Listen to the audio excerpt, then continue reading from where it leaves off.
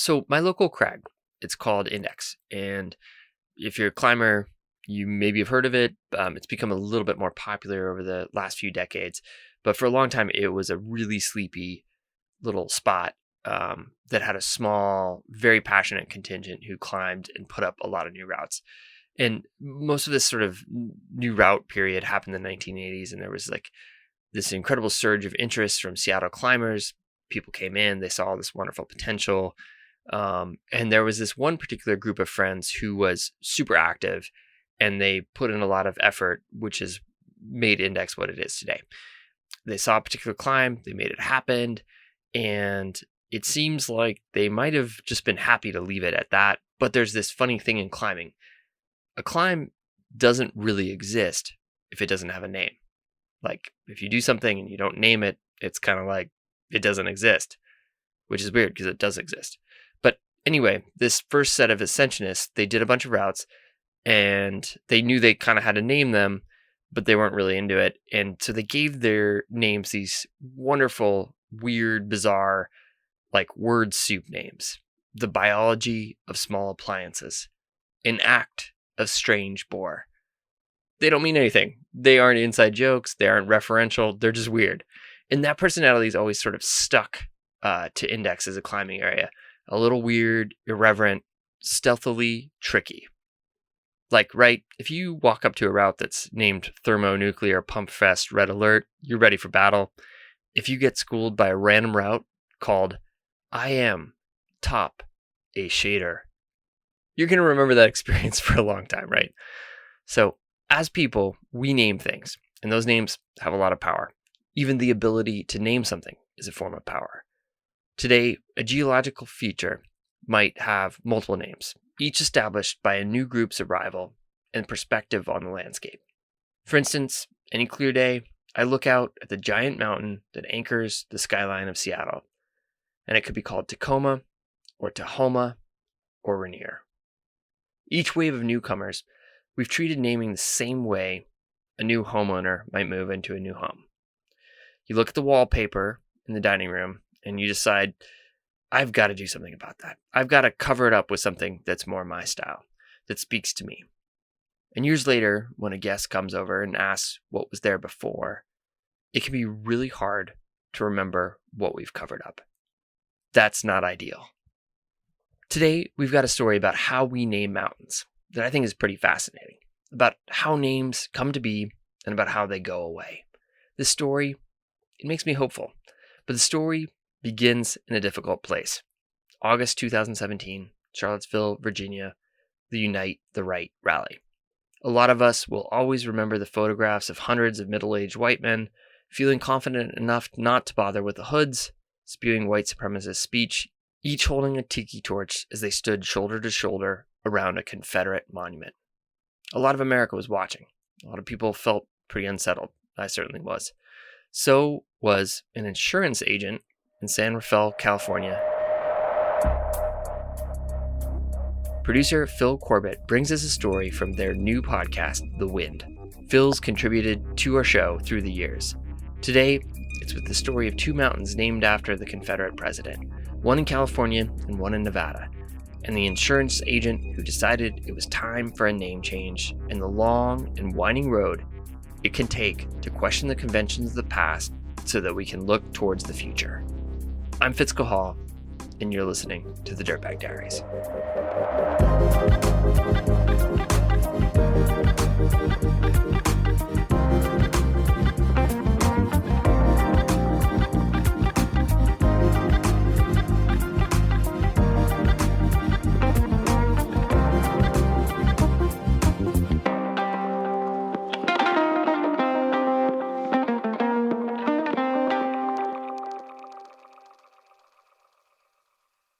Well, I was thinking, there are all these Confederate monuments they want to tear down, and then I thought thinking, there must be some sort of geographic locations that are named after people from the Confederacy.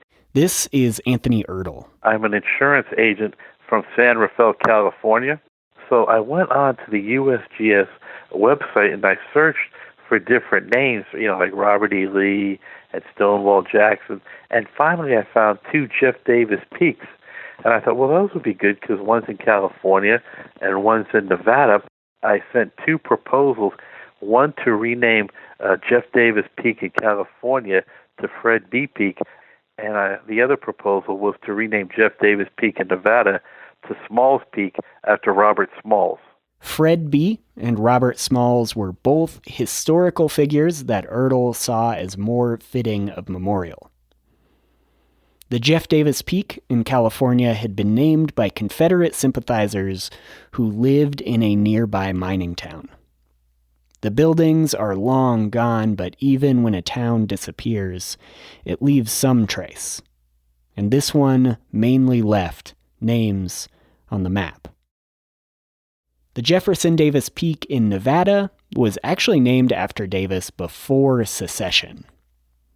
While he was the U.S. Secretary of War, his name was applied to a magnificent snow-capped peak rising from the desert. Years later, George Wheeler, on an Army mapping expedition, simply renamed this mountain after himself, as men tended to do at the time. He moved Jeff Davis's name a little bit to the left to a shorter peak nearby. All of that land is now a part of Great Basin National Park. And today, the postcard image of the park is a striking range, flanked by Wheeler and Jefferson Davis. No longer men, but mountains.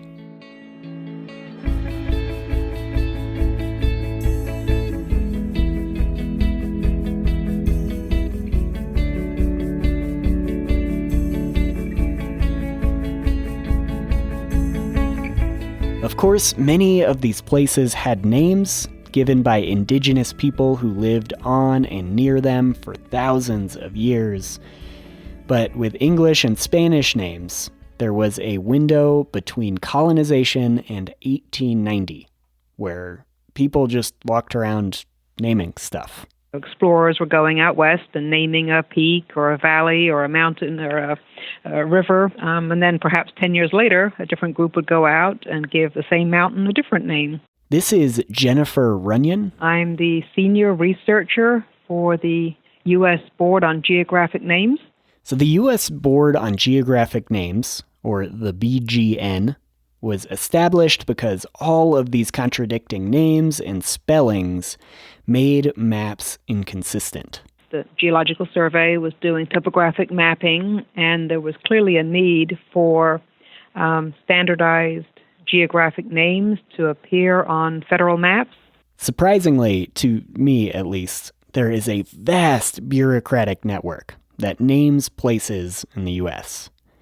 It's important to point out that the BGN does not name cities, highways, or human-made things, but strictly geographic features.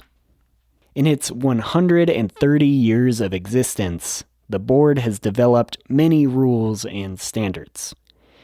Today, the biggest thing they take into account is called local usage. If people who live there call it that, then that is what it's called. If there's a name in place for decades and decades, and it's on older maps, and we can do some research and find the older maps from the 1800s, that's one of the criteria to approve a name like that. Well, I'm Skip Canfield. I'm chairman of the Nevada Board on Geographic Names, and we name places. So that network of bureaucracy is decentralized. Basically, there is the national board, which makes the final call, but every state has some version of a naming committee.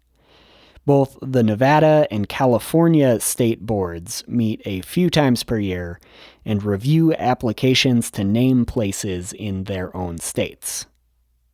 And in 2017, these two applications to rename Jeff and Jefferson Davis Peak began moving their way through the system. Now, contrary to popular assumption, you can no longer name something after a living person, which pretty much rules out naming anything after yourself. If you're honoring a person with a name, they have to have been deceased at least 5 years. They have to have some association. We also have a wilderness names policy, which basically prohibits any names in the federal wilderness area unless there's really a compelling need to name the place. We'd like to leave wilderness areas untouched. What is the reasoning behind that? I'm assuming it's that by naming a place, you're kind of, stripping it of its wildness? Exactly right. That's the board's feeling. And the idea is to leave the land untouched. And names all over the map are really another way of impacting the landscape. There's a book called Names on the Land by George R. Stewart. It's about the history of naming in the U.S., and after mentioning the BGN being established in 1890, Stewart writes, "Historians will recognize an aptness in the year 1890. It is the year conventionally set for the closing of the frontier. The first attempt to regulate names on a national scale marked the ending of another kind of frontier period. To name something is to tame it. Once they go unnamed, they go unseen." That is from a different book called Landmarks by Robert McFarlane. He's actually talking about our vocabulary of improper place nouns, like mountain, peak, crest, base, slope, saddle, but I think it does speak to the reason we name places. McFarlane continues, "Language deficit is attention deficit. As we further deplete our ability to name, describe particular aspects of our places, our competence for understanding and imagining possible relationships with non-human nature is correspondingly depleted." An interesting contradiction. To name a place is to exert power over it, but also to name a place is to give it power in the eyes of people. To me, this speaks to the importance of naming a place well, and not just slapping any old name on it. McKinley is out and Denali is in. It is no longer Mount McKinley. The 20,000-foot peak in Alaska, the tallest spot on the continent, is returning to its old name. Well, here in Alaska, they're claiming victory. President Obama changing the name. Not sure how he can do that. The highest profile case of mountain naming in recent history was fittingly about the highest mountain in America. For centuries, the indigenous Athabascan speakers called the mountain Denali, or the Great One. When Russia occupied Alaska, it was called Bolshaya Gora, or Big Mountain. It was then called Densmore's Peak, after some prospector, and then in 1896, another prospector renamed it for William McKinley. McKinley was a politician from Ohio who was running for president at the time. He won, became the 25th president of the U.S., and then was assassinated in office. His name stuck to the peak for a little over a century, but it was still often called Denali by the people who lived near it. The agenda item to S-155 is a bill to designate a mountain in the state of Alaska as Denali. It is not a mountain, it is the mountain. This is Republican Senator from Alaska, Lisa Murkowski, recorded during a committee meeting at the U.S. Senate. We just refer to it as Denali. Citing local usage, Alaska's statewide body changed the mountain to its original name of Denali and requested that the federal government follow suit. That was in 1975. For 40 years, Denali was the recognized state name of the mountain, but McKinley was the official federal name. Representatives like Murkowski pushed the federal government to acknowledge the state's decision, but for years were unsuccessful. This is almost entirely attributed to then Republican Congressman of Ohio, Ralph Regula. President McKinley's hometown was in his district, and he used an unending roll of red tape to block the name change for decades. Eventually, Regula did retire, and when the name was officially changed to Denali in 2015, he was reportedly irate, calling it a political stunt. McKinley had never been to Alaska or seen the mountain.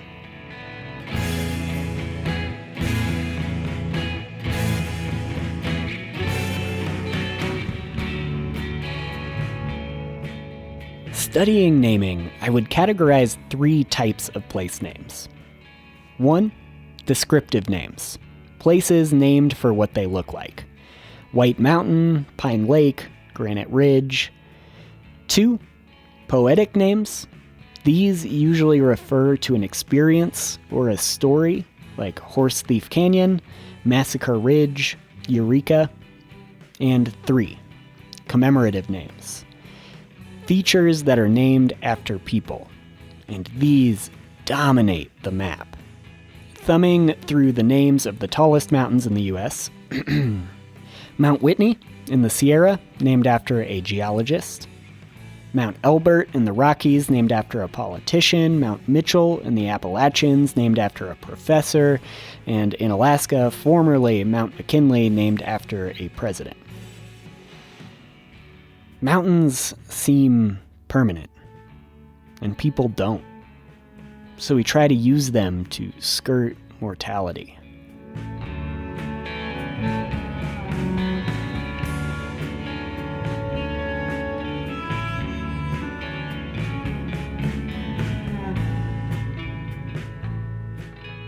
This brings us back to 2017, and Anthony Erdel's proposals to rename Jeff Davis Peak in California and Jefferson Davis Peak in Nevada. Erdel's application in California was moving quickly. This is a little bit in the weeds, but in California, the state board lets the county make the first decision. And then it'll reach the state level, and they elevate it to the federal level. So on November 21st, 2017, Alpine County reviewed the proposal to rename Jeff Davis Peak to Fred B. Peak. And in a bureaucratic flourish, the county rejected it. Instead, the board supplied a different name, Daek Daugoet. When the Fred B. application arrived, one of the Alpine board members reached out to the nearby Washoe tribe to get their opinion. I just kind of took it from there and took it to my great aunt, Dinah Pete. She is an elder for my community. Irvin Jim, Hungalalti chairman for the community, and we're in Hope Valley at the Blue Lakes parking lot. I met up with Irvin Jim Jr. in Hope Valley. He is the chairman of the Hungalalti branch of the Washoe tribe, and he figured the best person to make that kind of decision was an elder named Dinah Pete. So I took it to her and with the picture of the peak itself, and I asked her if she come up with a name for it. And the way it sets the point, and then the point over here in that saddle that goes between them, that's what she named it, Daek Daugoet, and it's that saddle going over between them. And so that's the translation? Yeah, this saddle going over. The county board sent their recommendation to the state, and it looked like a done deal. Since they didn't choose his name, Anthony Erdel could have fought the decision, but instead he simply withdrew his application. That's fine with me. Anything's better than Jeff Davis Peak, so if they come up with another name, that's fine by me. The mountain in California looked like a done deal. But the mountain in Nevada, well, we'll get to that one after the break. Stay with us.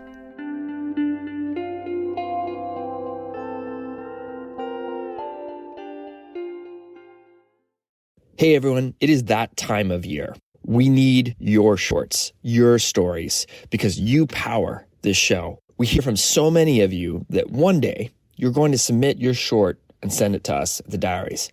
Guess what? That moment, it could be right now. So make it a New Year's goal or use it as an excuse to take a break from Uncle Joe at the holidays. You make this community, your voice is valued. You can find all the information you need at our website, dirtbagdiaries.com. Click on the Write Us tab where you can find instructions and the submission form. Pay attention to it. It helps the cause. Trust me. Link is in the show notes, so take a moment, click on it, consider it, and then get to work. You've got until January 19th to send us your short. Once again, it's dirtbagdiaries.com/write us. Thanks. Do you have a resolution to adventure outdoors more this year? Make it happen with Sierra Club Outings. Leaders in conservation-focused, active outdoor adventures, Sierra Club Outings hosts over 250 small group trips every year where you can backpack, kayak, raft, volunteer, and more. These trips fill up fast, so reserve your spot at sierraclub.org/outings and use the code DIRTBAG to get $100 off. With Sierra Club outings, it's more than just a trip. It's an adventure with a cause. We'll put a link in the show notes. Check out all the incredible trips they have and make that resolution happen. Jefferson Davis Peak in California had a county-wide hearing just months after the application came in. In Nevada, things were moving more slowly. As the board began the consideration process, a statewide debate broke out. A few newspaper articles mentioned the possibility of a name change, and a flood of Facebook comments, syndicated columns, and letters to the editor began to flow. It's not honoring somebody. It's just at some point in time, there's a historical character. They found a piece of topography on the map and wanted to slap a name on it. It happens all the time. This is Thomas Mitchell. He's a North Las Vegas-based columnist who wrote a piece against the name change. Mitchell's column ran in papers across the state and was cited as official opposition in the Nevada board's research. Do you think that changing a name is an act of, erasure? Yes, I do. I think it's just it's a futile gesture and trying to say history didn't happen. I mean, it did happen. Learn from it. Don't try to ignore it or erase it. You can erase something, but an erasure really leads to a correction. You don't just erase something to erase it. Anthony Ertl again? You erase it, then you add something new where something was there before. So you're taking away one thing and you're adding something better.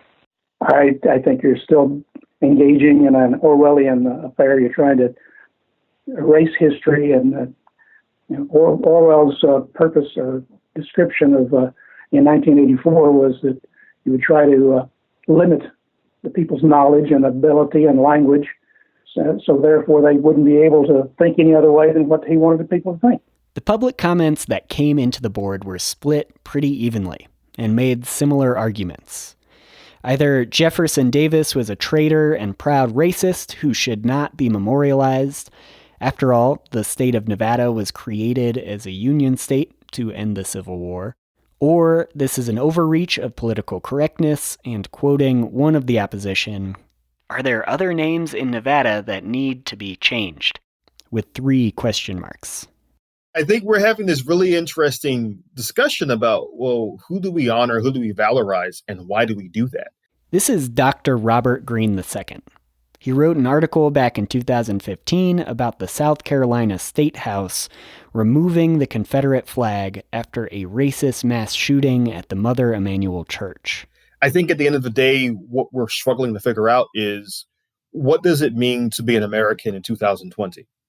Does it mean simply being okay with these monuments, or does it mean, well, we should rethink how we see our past? Because if we can do that, then perhaps we can rethink how we can see our present and our future too. All of this is incredibly fascinating, and I think it's going to keep going for years to come. When people say that changing a name or removing a statue is erasing history, what history are they talking about?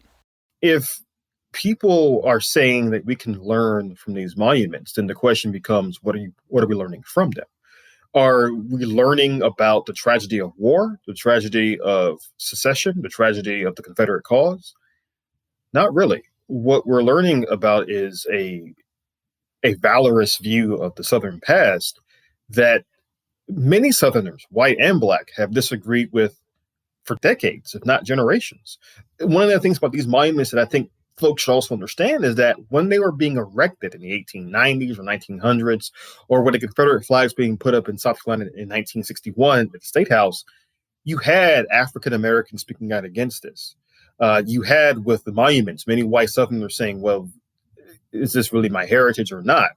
In other words, these statues do a lot more to glamorize and mythologize the past than they do to actually educate us about the nuances of the past. As the statewide debate settled, the Nevada board met to decide on Ertl's application. Again, they turned his down.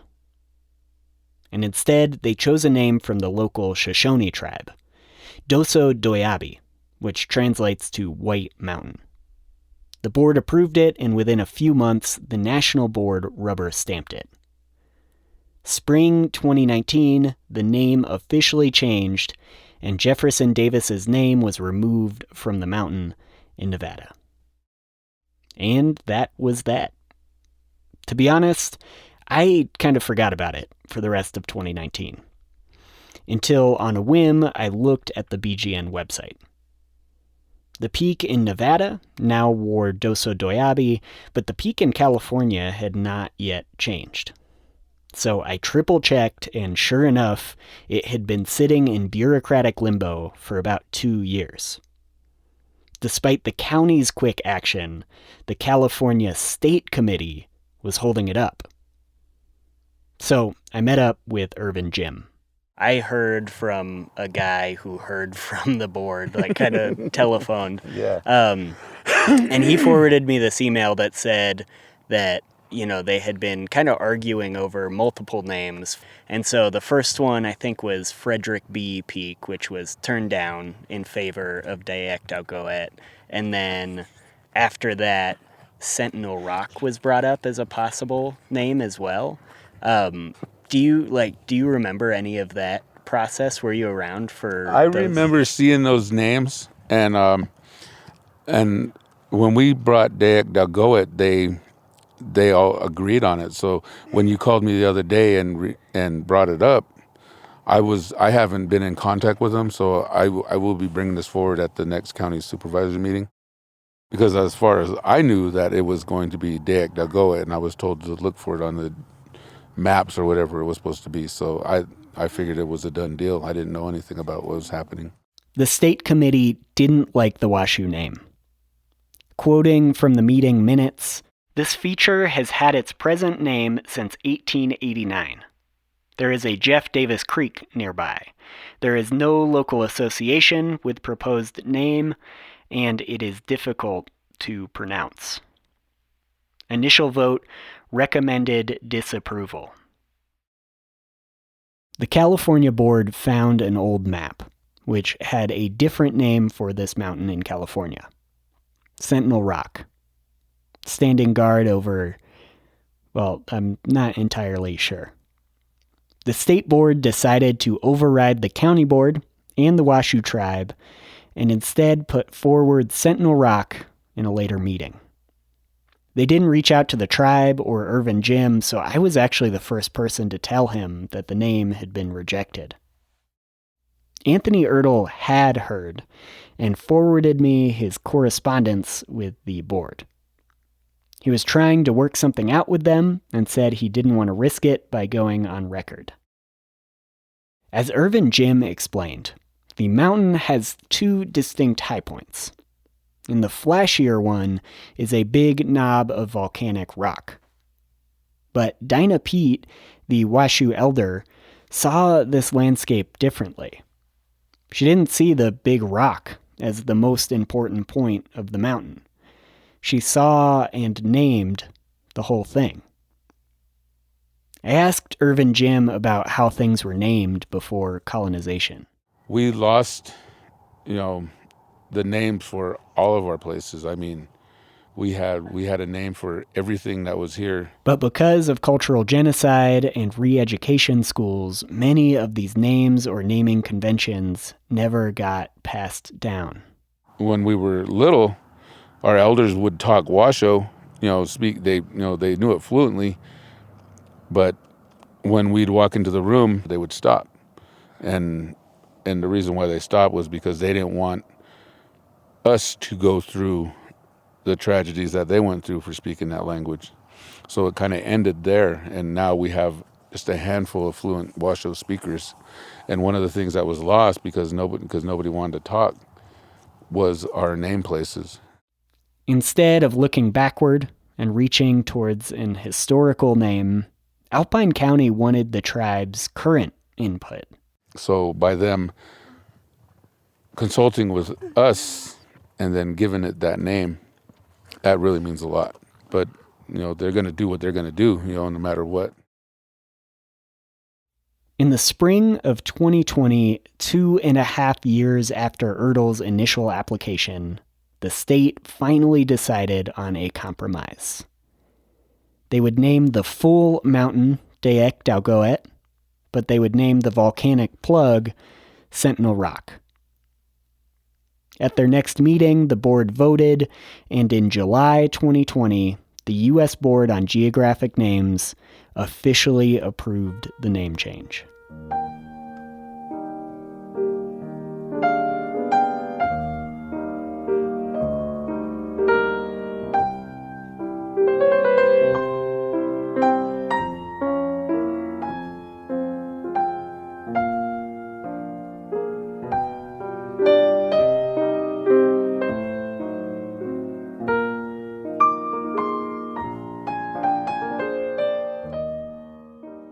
At the time of publishing, Dayak Dalgoet has replaced Jeff Davis Peak on official maps, on Gaia GPS, on the BGN website, but not yet on Google Maps. You'll remember the California State Board cited a nearby Jeff Davis Creek as a reason to originally not change the name of the mountain. Well, Irvin Jim heard about the creek and sent in an application to change that too. It is currently working its way through the system.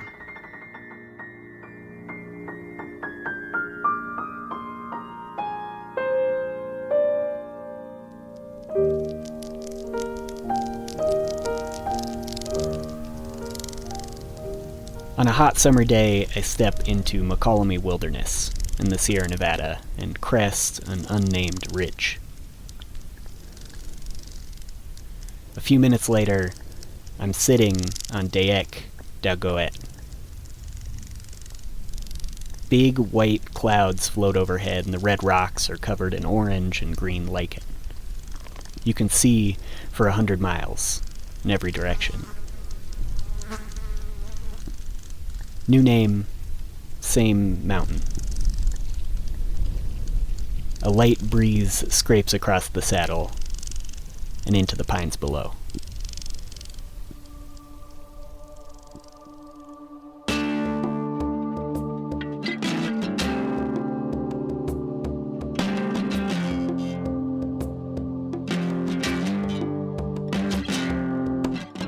This episode was produced by Fil Corbitt with help from Joey Lovato.